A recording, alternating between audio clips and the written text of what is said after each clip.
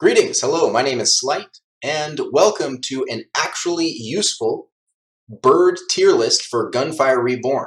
If you're looking for nothing more than an actual tier list that you can use in your play, feel free to pause right here.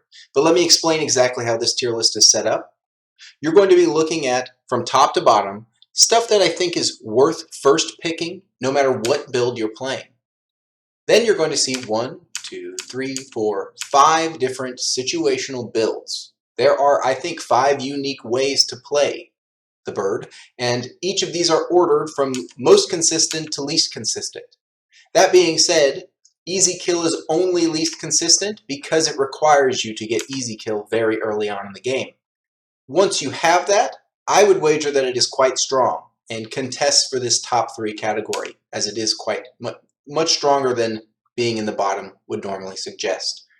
So you pick the first picks, you pick for your build, and then you pick for nothing better. All right? You can optionally pick for 1-point wonders down here. These are skills that are represented elsewhere in the tier list, but that even if you're just getting 1 point to splash in, they tend to be pretty good. I'm going to be talking about this tier list from the bottom to the top, which is the way that I usually do them, starting from right to left. And without too much further ado, let me make a quick shout out to Chapel and Walter. Big thanks to both of these guys, but mostly to Chapel. Walter was available and looked at this and basically gave his blessing. But Chapel had a huge amount of insight into how this plays, and my first version of the tier list was nothing compared to what it currently is. It was on the right track, but this is much tighter and much more accurate.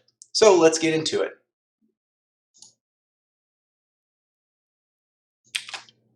First up, in the avoid category, avoid usually, we've got Regen Hit level 3. Regen Hit is a rather strong ability, especially its early points. We notice that we can see 1 point high rated on the 1-point wonders, even though overall 1-point wonders are not particularly good on Qing Yan. I'm just going to call him the bird because I will butcher his name. And it is a very powerful ability in the armor break leap build, which we can talk about here in just a sec. But the biggest problem is that we go from 40 to 100 to 100 armor, and we go from 20, 25, 100 if it misses. Realistically, what this means is that it's very unlikely for us to be missing a leap, and we're going to be getting 100 from level 2 if we hit anything, be it a pot, be it a closed vault, be it an actual enemy. We're good. The level 3 of this Ascension is not very strong. Next up, we have Steel Armor, which is in the second slot of the Avoid Usually category. This is actually a rather strong Ascension for the Unkillable Leap build, but level 3 converts all of the damage that you take into armor for its duration. That's actually much less useful than it would seem, because it triggers after landing a leap, which means that you've just gained armor back, and especially in the late game, when you have stuff like Gigantic Explosion, a couple levels of Regen Hit, or any of the other ways to gain armor, this tends to be redundant and actually gets very low value. And that's why it's considered something to actively avoid. Next up on the avoid list is Max Cleave, specifically level 3.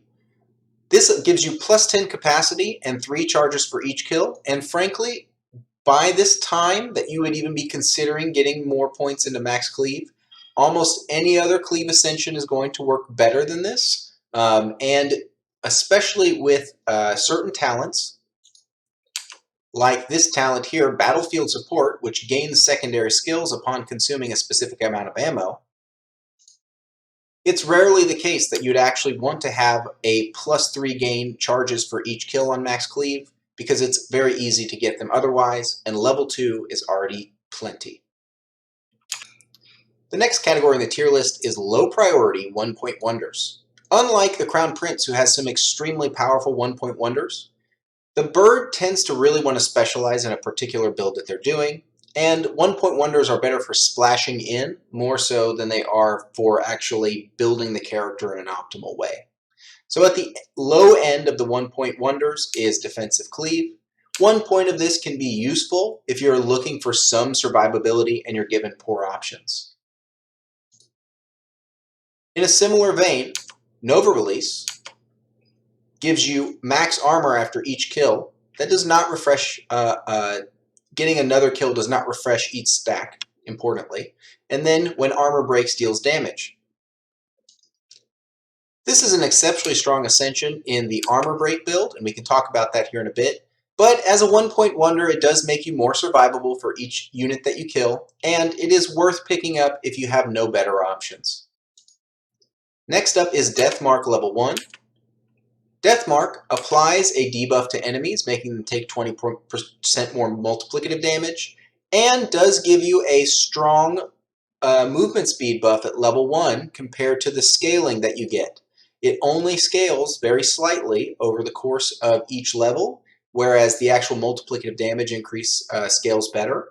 But the 20% movement speed on each kill is nothing to scoff at and does function as a 1-point wonder ability. Next up, we have level 1 armor enhancement. This gives you 30 max armor and 10% movement speed during the duration. There's nothing really special about this. It's just an easy, functional Ascension when you're not given much else to work with.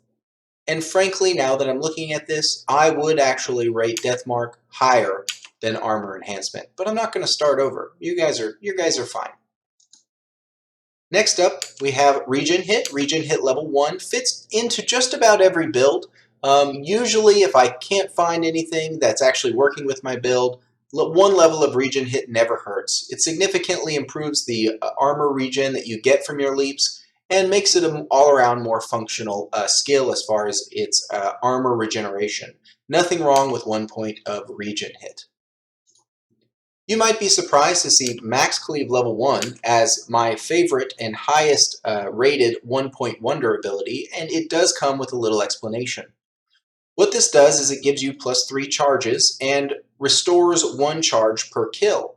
The reason you'd ever want to get Max Cleave outside of any Cleave builds, where it is outside of the easy kill Cleave build, where it is very strong, but outside of that, it is a very powerful early game tool if you don't have anything else going for you. Early game, you can have Max Cleave 1, abuse how powerful Cleave is as an early game damaging secondary ability, and simply spam it almost the entire first stage. Very strong early. Back when the cube rooms were still in the game, which they were currently removed, this was one of the key sneaky things that I used to do to splash in as a 1-point wonder early to make sure that I would get through those cube rooms even if I was given them in the Longling tomb. And I don't think most people were aware of how powerful that was early and how consistent it was. Next up, we have the category of Nothing Better. Nothing Better encompasses pretty much all of the categories above it, the builds above it, thank you. Nothing Better tends to work with all of this, but it's kind of a backup catch-all. You really don't want to pick this over something that actually fits into your situational build. And in Nothing Better, we have Within Range. Within Range is a very straightforward basic ability that simply adds damage to units that are close to you. At the max level, it almost doubles its range, so it is a significant increase here, and it does provide quite a bit of extra damage. The closer you are going to be to enemies, the better the skill is, and so don't take it all the time. Keep in mind that you do need to be within 7 meters of them. Now we're going to move into the first of the situational builds. I went through and redid this tier list and added extra images so that I'm not just using one set of them, so that I can make this a little easier for you. You'll notice, for instance, that I have Easy Kill level 1 in multiple places on this tier list, and that's because it really required it to give you a real good showing of what we're doing here. For the Easy Kill build, the first Ascension, I'm going to go from top to bottom in this, by the way. The first Spiritual Remnant I have is Bladed Cleave. Bladed Cleave is at the top because while not being extremely strong, it is good in just about any build that you would be picking and works exceptionally well with the Easy Kill build. So it's something you can pick before. Recognize that I'm saying that you can pick this before the Easy Kill Ascension. On the other hand, easy kill is a must. You have to get easy kill early for this to work. Easy kill makes your cleaves do up to plus 100% damage to enemies at low health. This plus 100% damage is not base damage, so it is not multiplicative, so keep that in mind. After killing an enemy with Cleave, you get a permanent plus 5 Cleave base damage boost. Now, technically, that's just a static addition to base damage, so that is, in a sense, a multiplicative damage increase, even though it is quite a low one. The idea with the easy kill build is to get this early and to farm stacks with your Cleave to get your Cleave to be doing very, very high damage once it gets to the late game. And using the host of Cleave Ascensions, we can do just that. Let's take a moment to go through this list here because it is in a particular order, all right? The highest level Ascension, from left to right, would be Max Cleave level 1. Getting this allows you to cast more Cleaves, and in the early game you need to kill every single enemy that you can with a Cleave to start building stacks. So, having something that increases your max stacks and gives you restores on the Cleaves is very powerful. The next Ascension to prioritize would be level 1 Fierce Wings. Fierce Wings gives a multiplicative base damage increase to Cleave, and if that wasn't enough for this particular build, gives you specific synergies with next shot triggers of plus 50, 100, and 150% weapon damage. And we'll talk more about how to abuse this in the melee build. But Fierce Wings multiplicative damage increases because it increases base damage. The next one you'd like to prioritize is level 1 Defensive Cleave. This, just like it is as a 1-point wonder, serves to help you with your defensive abilities. And keep in mind that it is best served in this particular build because Defensive Cleave gives you extra armor when you actually kill an enemy with it as opposed to just hitting them with it. And since with Easy Kill we are trying to actually kill enemies with Cleave, it works even better in this particular build path. Another thing to keep in mind is that because it decreases Leap's remaining cooldown, it's also quite strong with levels of Gigantic Explosion, which gives you a reduction on your Leap's abilities, and it is one of the reasons that Gigantic Explosion fits into all builds, including this one. After we've got a baseline of these 3 Ascensions, we want to start prioritizing Ascensions a little differently. The most important one is to continue to increase the base damage of Cleave, as this will make it much easier to get easy kill last hits by doing more damage, and therefore do even more damage the later the game goes on. But, interestingly enough, the next thing we'd like to prioritize is Deathmark. Deathmark gives multiplicative damage boosts and gives you movement speed boosts after you kill enemies that are deathmarked. It's very important to know that the multiplicative damage increase from marked enemies does apply to the Cleave hit on its first hit. So the very first time you hit someone with Cleave, you are going to get that multiplicative damage boost from whatever level your death mark is. It's important to have movement speed whenever you're playing a close range build, especially the Cleave build really benefits from it because you can pick kind of whatever weapon. So a sword or a prism or any of these very light weapons are particularly strong with this type of build. And getting more movement speed just furthers that goal and allows you to play very defensively by just not getting hit, as opposed to very defensively by being tanky with something like Defensive Cleave. So after we've got our first level of Deathmark, we're going to look for a level of Absolute Advantage. And before I say anything about Absolute Advantage, notice that I have put a little bit of a higher priority on getting kind of the first level of everything first, because this really rounds out how strong Cleave is. We are prioritizing Fierce Wings above those first levels, but take a look, kind of get a sense of what I'm doing here, because that is what I'm doing. Absolute Advantage does a good job and is a little bit underrated in my particular opinion. It solves some of your problems with bosses, it increases your Cleave area, and deals extra damage for every enemy that gets hit by it.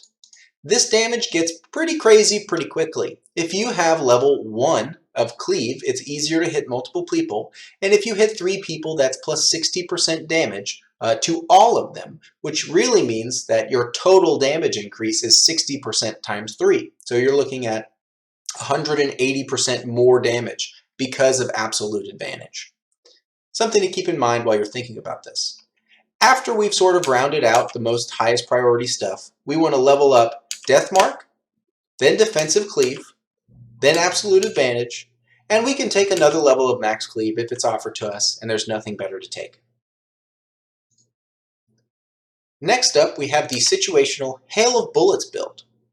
Hail of Bullets is one of the most unique abilities for the bird because it enables a couple different types of weapons to be powerful and tends to combine very well with Victory Rush for any of those weapons that would be chosen.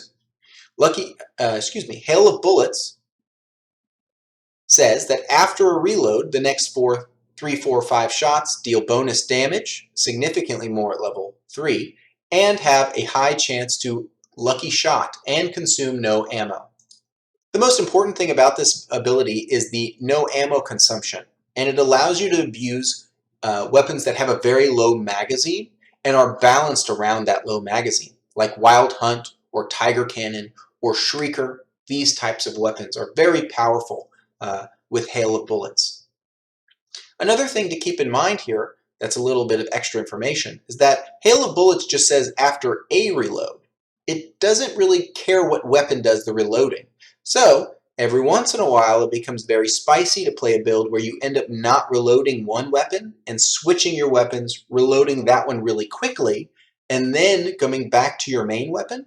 If you have some technical skill, that can be an extremely powerful way to abuse Hail of Bullets that most people don't know about.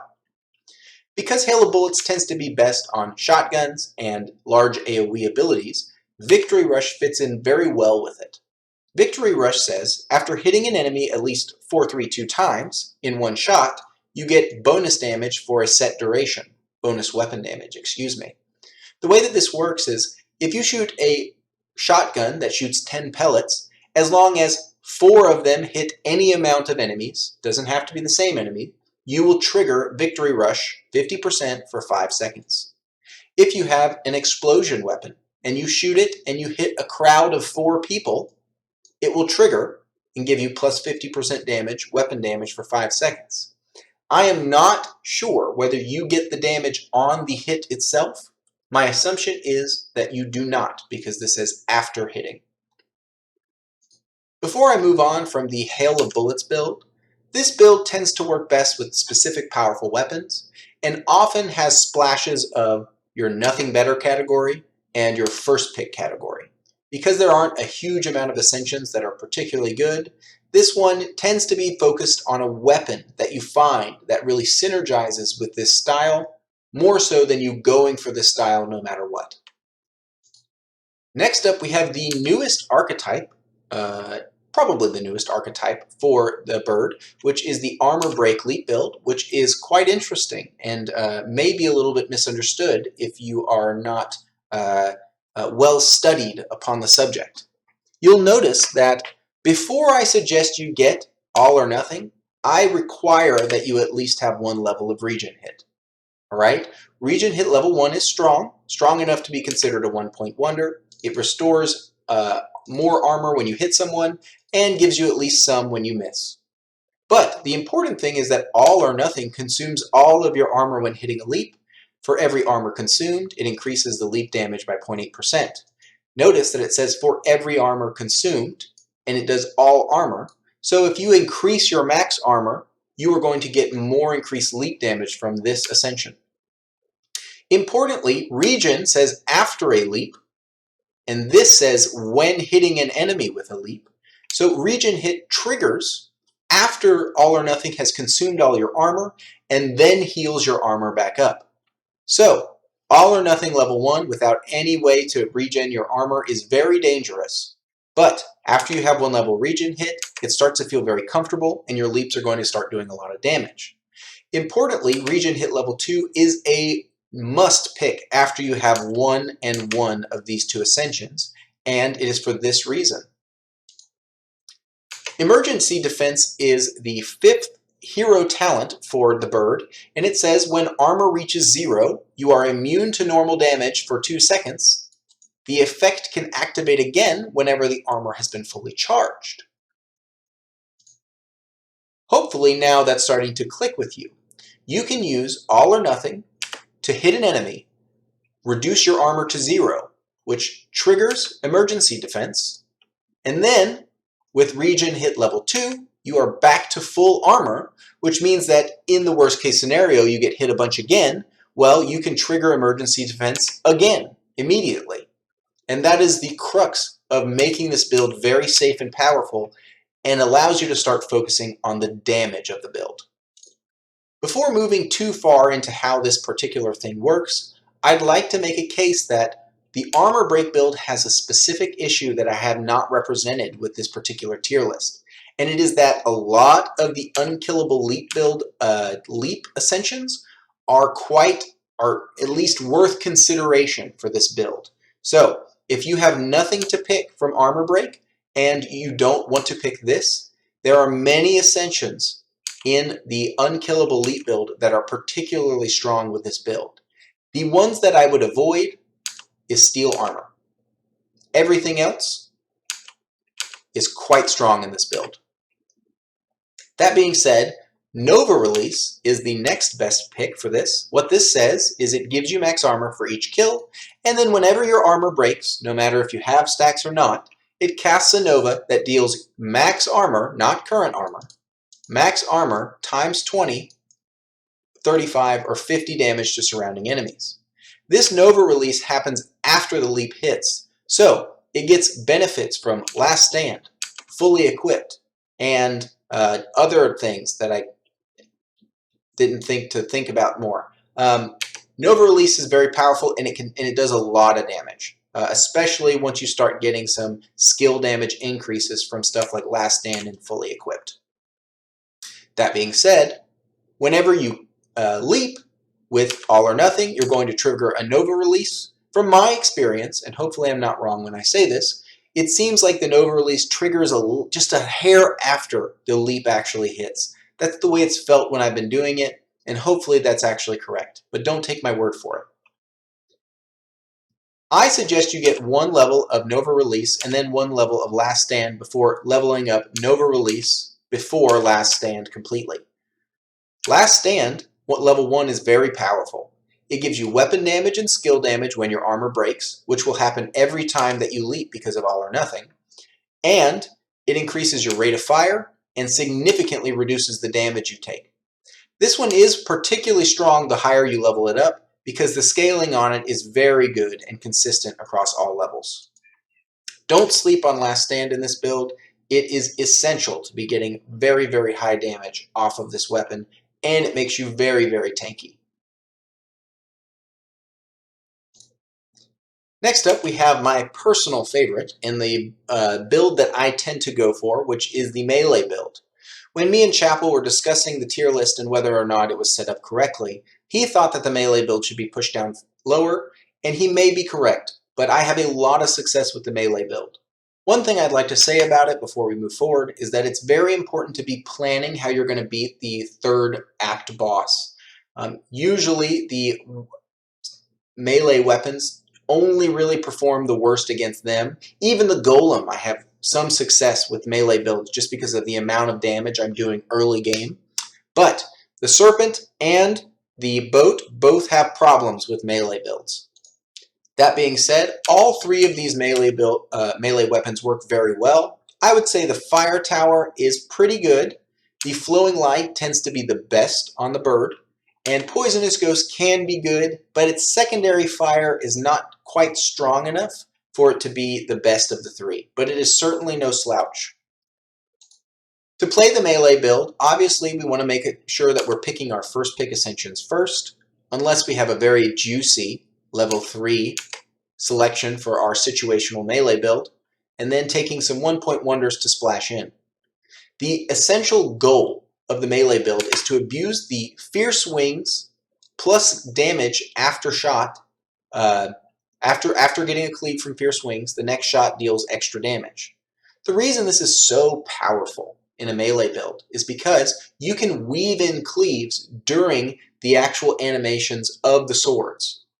The fire tower, you attack once, cleave, attack a second time, and the second attack gets bonus damage.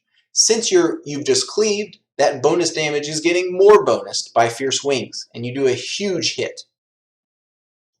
Because Flowing Light's secondary ability thinks that all 5 of the flurry attacks are one attack, Fierce Wings ends up buffing all 5 of those attacks and making it extremely powerful.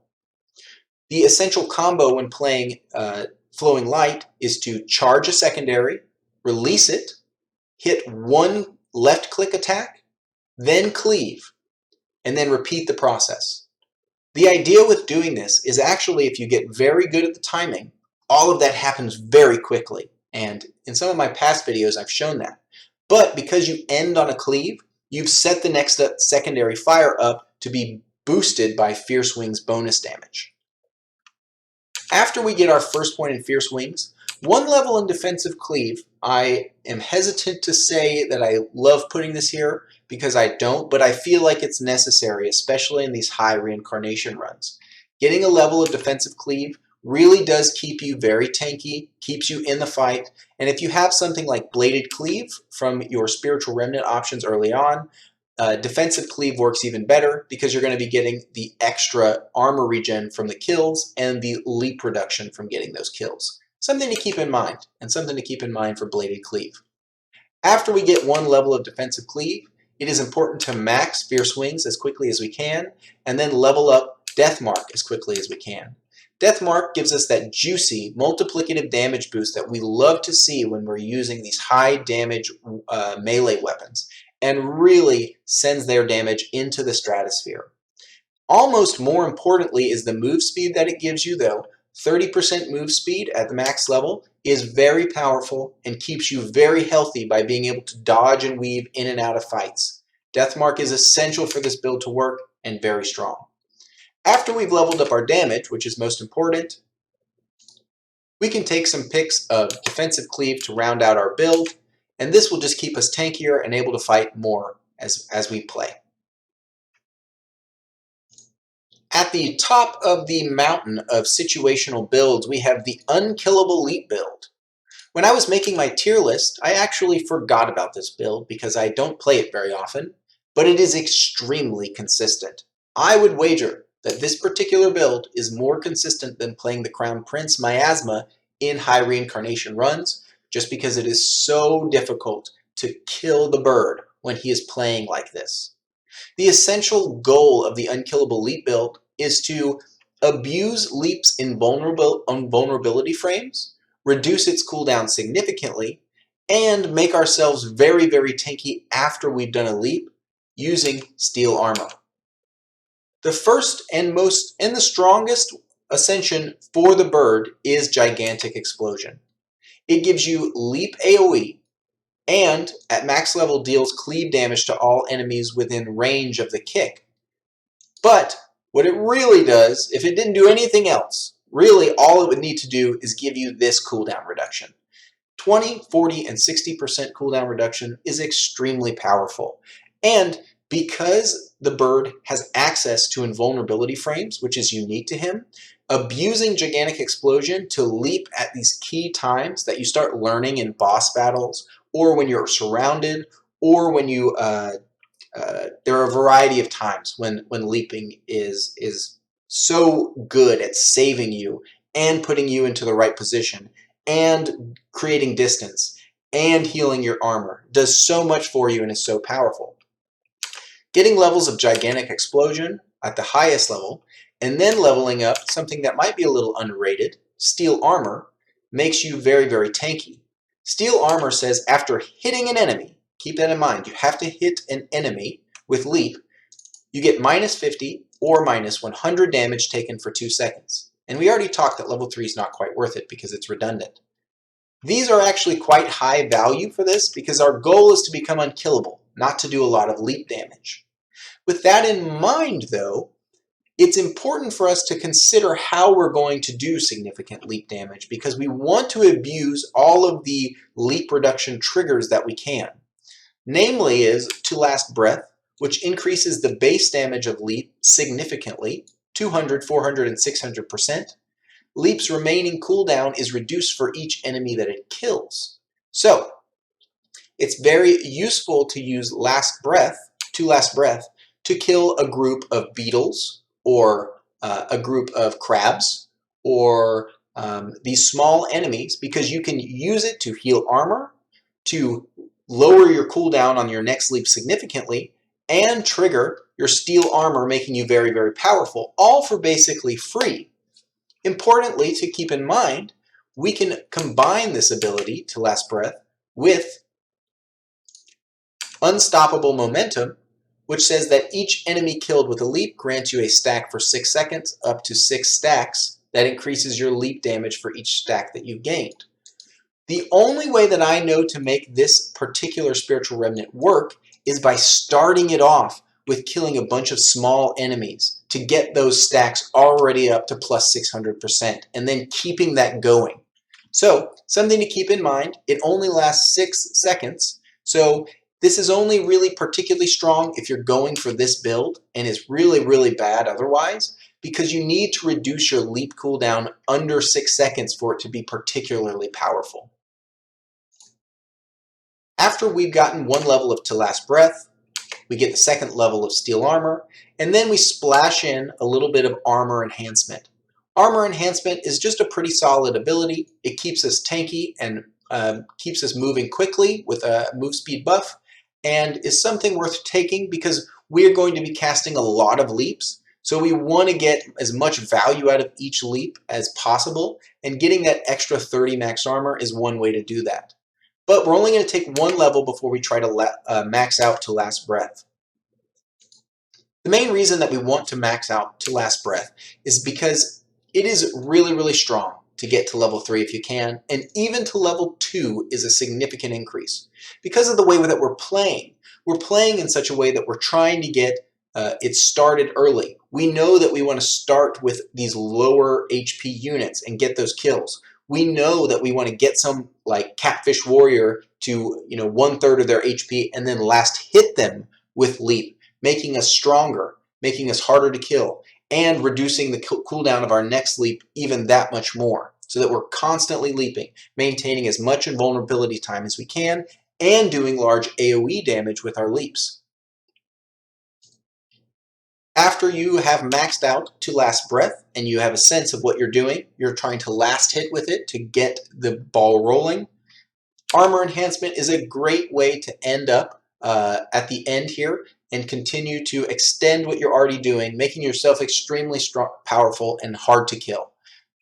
Keep in mind that this particular build doesn't do a lot of damage. Leaps don't do a lot of damage at high RX. So you're going to have to be using the weapons that you're given to be doing that damage. Obviously, miasma with this build is extremely strong, if you can Gemini miasma.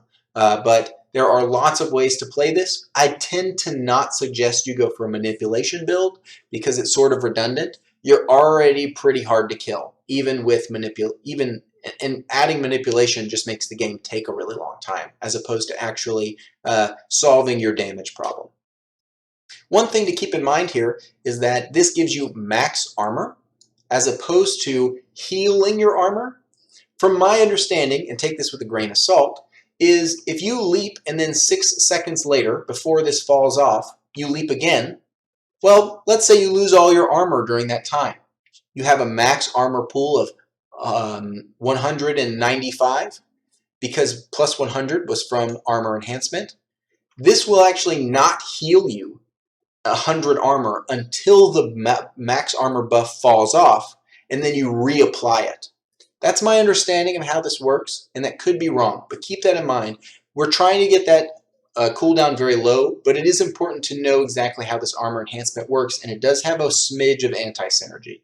But at level 3, you're getting the 25% chance to be invincible for 0.5 seconds after taking damage. So, frankly, it probably doesn't matter too much whether or not you get this 100 max armor on each leap if you have this particular buff going for the entire duration. Now, the first picks usually Now there are times, situationally, where you may want to pick a very powerful ability for your specific build path here. But in general, it is good in every single one of these builds below to get these 2 Ascensions. The first of which is Gigantic Explosion, which I've already talked about. It is just such a powerful Ascension to reduce the cooldown of Leap so much, and good bird players know when to leap, to really get out of danger, to stay aggressive, and to dodge the highest damage parts of a boss or a room so that they can clean it up really quickly by being in the right spot at the right time. Fully Equipped, on the other hand, is a more complex and interesting ability. Fully Equipped is kind of a jack-of-all-trades Ascension. It says after a leap, get plus 75, 100, and 150% weapon and skill damage, regain armor, and reduce leap cooldown for each kill. And this lasts for a very short amount of time. Importantly, though, this gives you kind of what you want right when you need it.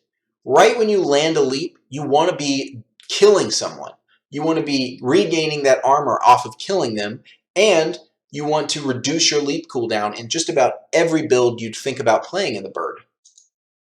This Ascension also allows you to trade very well, because after you leap, if you don't have any other particular defensive Ascensions, like Last Stand triggered by All or Nothing, or Steel Armor, you may take some damage immediately from the bad guy, and then if you end up killing them, even if you landed the leap, had full armor, then you take some damage and kill them, you gain the armor back. So it's a very good timing when you're getting that return on the armor, because you're getting it from the kill after the leap.